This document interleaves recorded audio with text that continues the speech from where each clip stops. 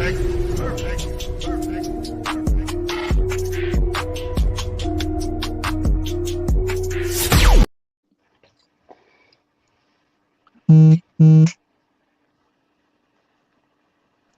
live. Hey, Miss Christine. How you doing? Hi, how good? How are you, my man?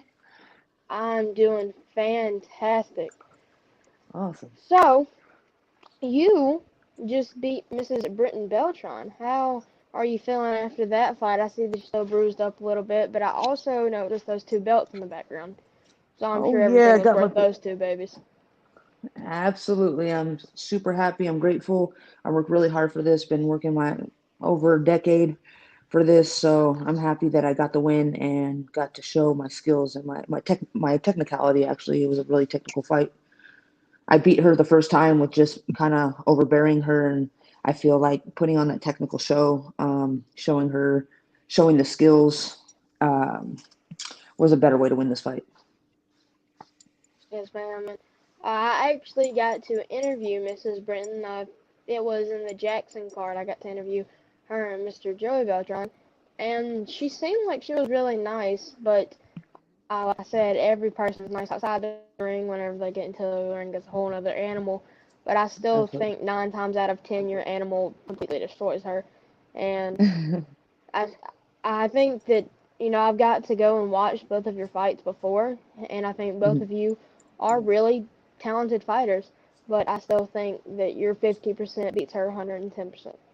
That's how I Thank feel. you. And even yeah, and even though she's not belt worthy, she can still make good fights. Any fighter who's not belt worthy can still have great bloodbath wars out there.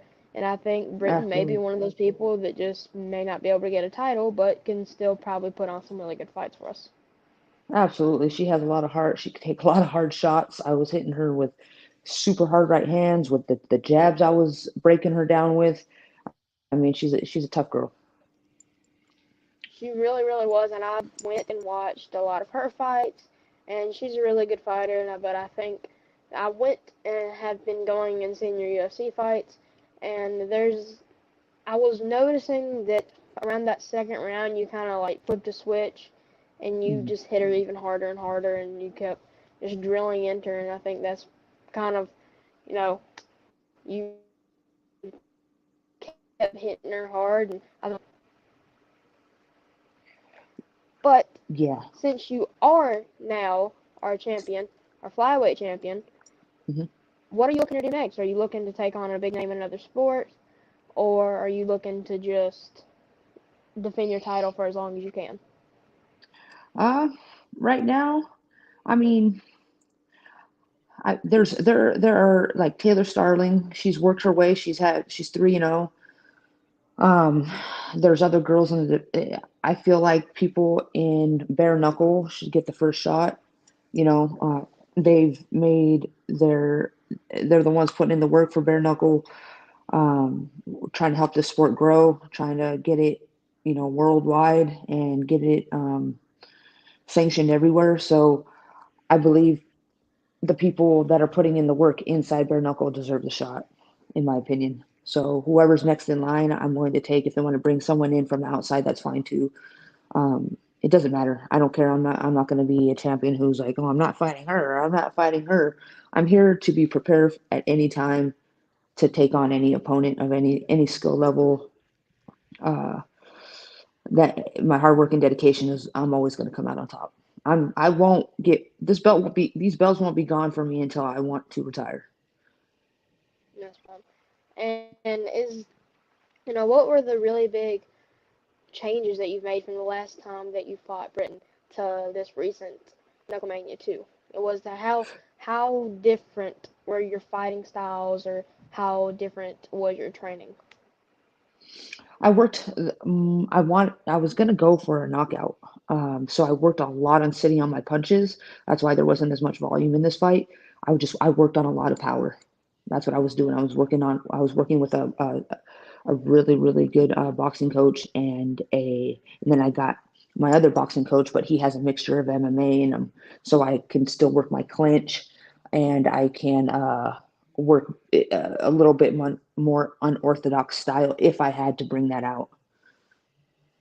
Yes, And ma'am. my style more got pointed to power this fight, and I think that was the deciding factor of uh, where I dominated her mostly. She wasn't ready for the power.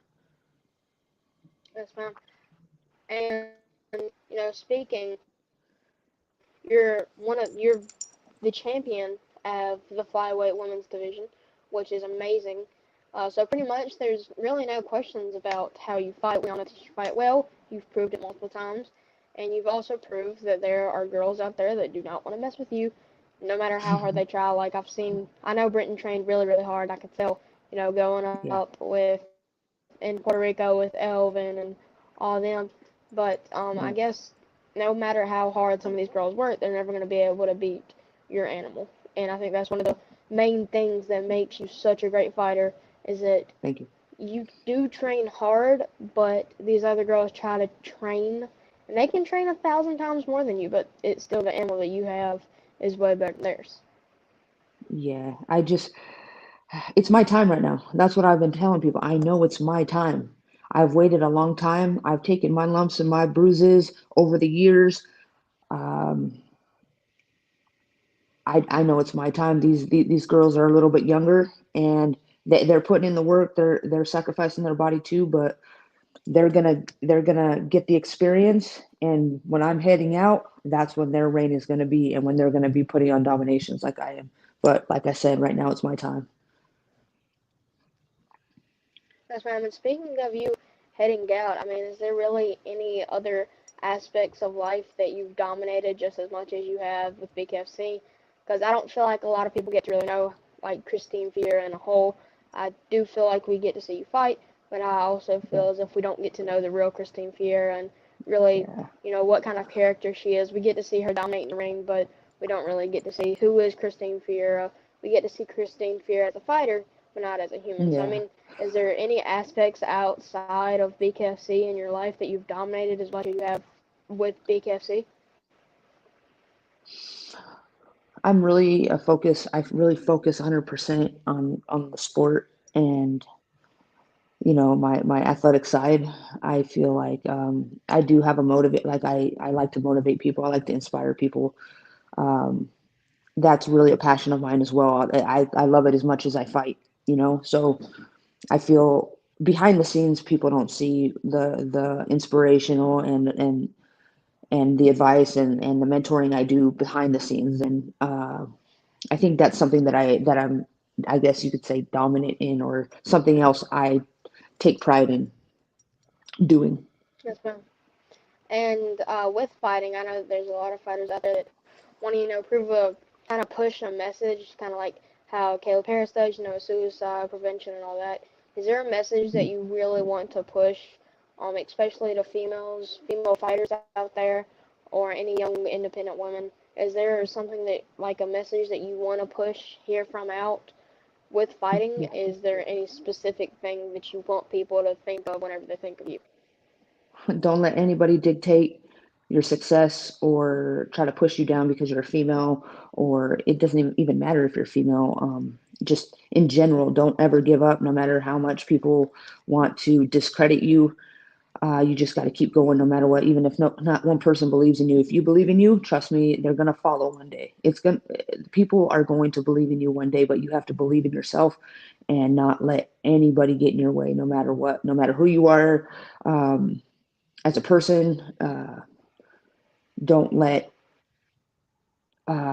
discrimination stop you. Don't let the status of your life, the money, the education uh, detour you from pursuing your goals and dreams.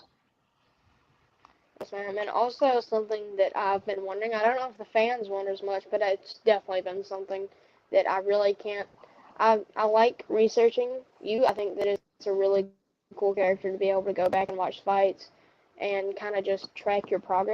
But one of the things that I haven't been able to figure out is where you got your nickname Misfit from.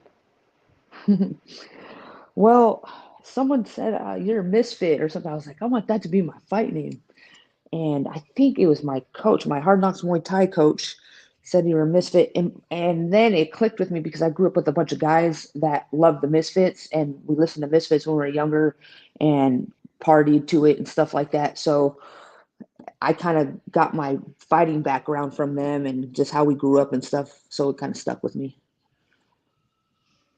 So pretty much just Misfit just came from kind of just the name Misfit Kind of has kind of stuck childhood. with you. Yeah, yeah, it's my Yeah. childhood, like my childhood growing up. Plus, I don't look like the normal female. I got short hair, I got tattoos, I'm super tomboy, so like a misfit. I'm not the typical female, so it kind of fits with me, I feel like. Yes, ma'am.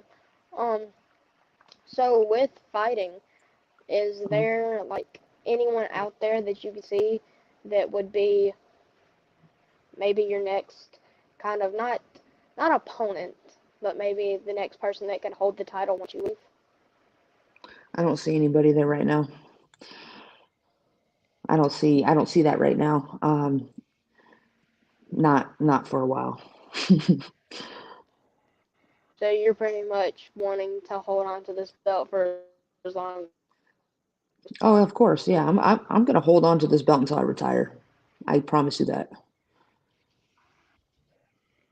Yes, ma'am. And with saying that, um, how long are you wanting to be able to fight for the BKFC? Are you looking for 4 years, 5 years, or do you want to just stretch it out until you can't get out of your bed one morning? It's like, okay, I got the bells up now. This is Yeah, pretty much. now you ladies can have them. That's pretty much it. You got it. You hit it right on the nail. Yes, ma'am. Because there's a lot of fighters out there. Like with Mr. Elvin, he said that he wanted to hold on to his belt as long as he could. And I know there's other fighters out there that, I want to hold on to it for the next 4 or 5 years, but then I'll just kind of let it go. But I think that that takes real determination to be able to hold on to a belt until you cannot fight anymore, until you can't fight, until it's Right. hard.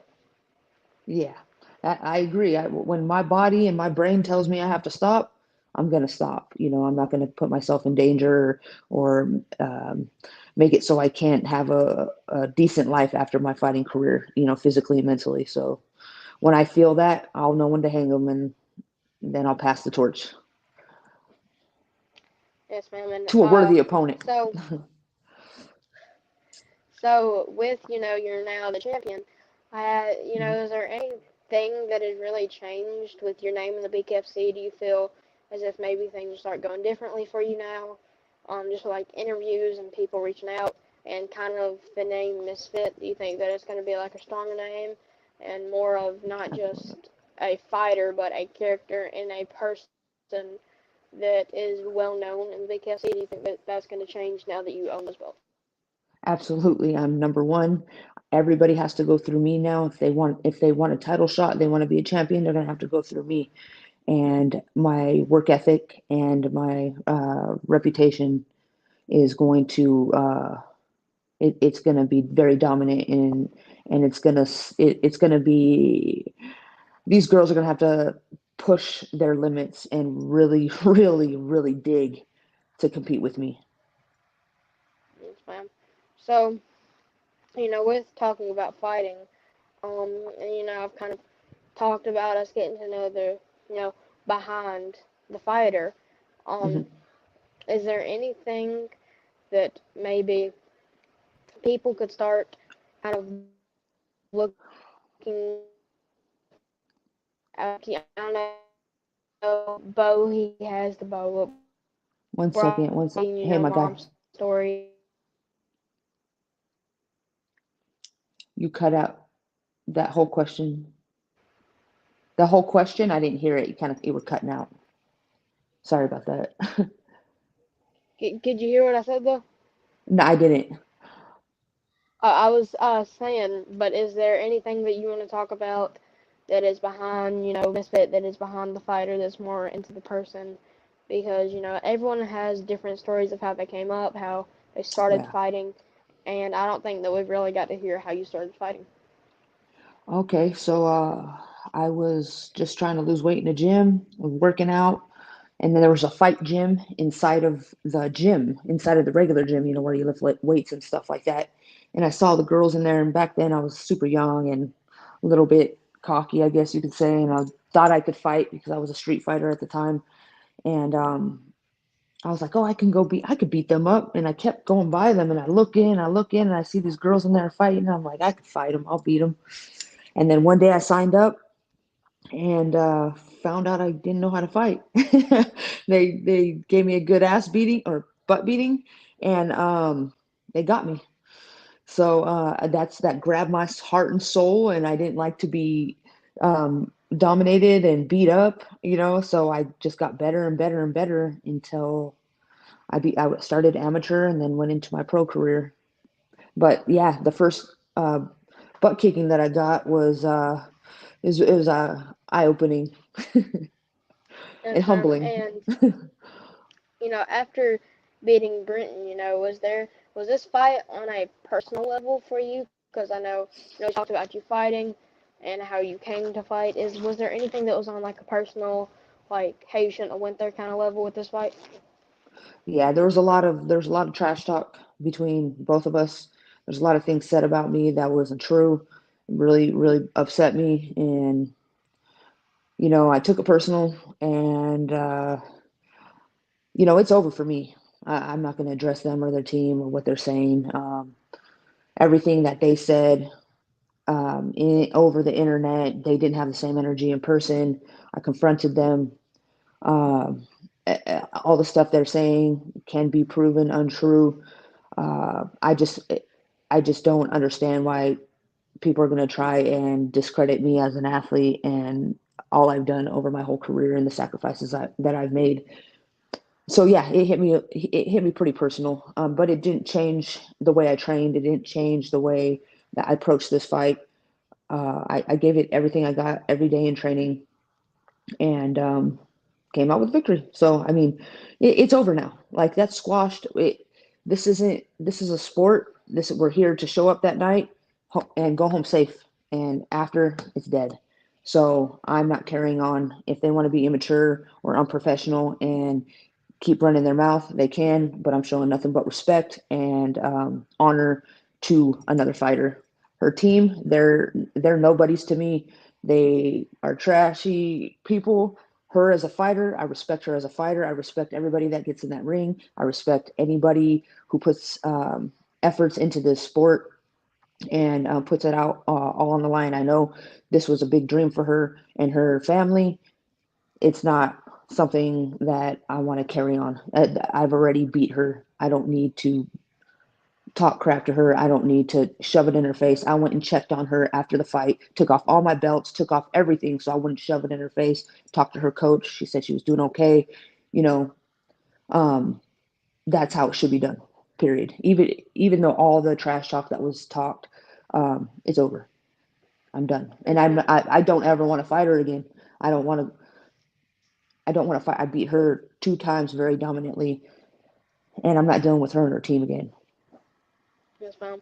And also, I went and watched the fight camp ungloved that Mm. you had made, and one of the little skits, or not skits, but one of the little clips was you went up to this little fortune teller guy, and I remember that you said something about moving out of LA, at like Nevada. So one of my questions is, have you moved yet, or are you still in LA after you have that fight? No, I'm in Las Vegas, but I was training in Long Beach at Hill Street Boxing, and I train in Vegas at DLX Boxing. Right now, I was thinking about moving, making some changes, but I still haven't really committed fully on that yet. I still have a lease here at my house, so I can't just up and go whenever I want. Yes, ma'am. So, is there anything that you want to say about your message, about the fight, or anything else that you'd like to cover? And this is your time to say anything you want about the sport. To say if you would like another opponent, or if you'd like to fight somebody now, or you want to wait. This is the time that I love interviews just because this is where people get the most recognition. Is Yeah. even at the conferences that the Big FC holds, people actually get to speak their minds. But Hmm. then Britain spoke her mind, and then she got punched in the face a lot. Um, Yeah. Yeah, so yeah, thank you for having me on, dude. This is my first interview. You're great. Love it. I think you do very well, dude. Your questions are great and it's very interesting. I appreciate you. I just want to thank Thank you my team. Oh yeah, yeah. so much for the interview. Oh yeah, no problem, my man. My management team, they stuck through me through the whole thing. There was a lot that went on this camp. There were a lot of obstacles. There's a lot of behind the scenes stuff people don't see, the struggles. The Misfit Mansion, they set that up, and everybody that came out there. I appreciate you guys. It's really hard for me to get a lot of time with people because it's so crazy, and then I'm exhausted from the cut and then the fight. Just all my supporters, everybody that believes in me, everybody that had my back, my sponsors, I just appreciate everybody for the support and making this all possible. I can't do this alone. There's no way. So that's the first and foremost, my friends, my family, and fans. I love you guys all. Yes, ma'am. And before I go, I just want for you to know that within these next couple weeks, I will be getting a Misfit tumbler that will be going on auction. So I just want you to know that I'm going to have one of your cups, and it Nice. will be on auction if you want to say anything about it, or Okay. and I will make sure to tag you and everything just so that you can see it. But Absolutely. I thought it was amazing that just 2 weeks ago, he was like, whenever I was selling my hat for the trip to Pennsylvania, a Yeah. guy actually donated a Misfit tumbler and a Ryan Jones tumbler, and I was like, oh, now it's cool. I get to do an interview Wow. with Misfit. This is amazing. Awesome, dude. Yes, ma'am. All right. Well, thank you so much for having me on. Thank you so much for Thank letting you, me Carter. interview you. And I hope that you have an amazing day, and also hope that you have an amazing time with those belts and protecting them. I will. Thank you. Yes, ma'am. Bye. Bye. Perfect. Perfect. Perfect.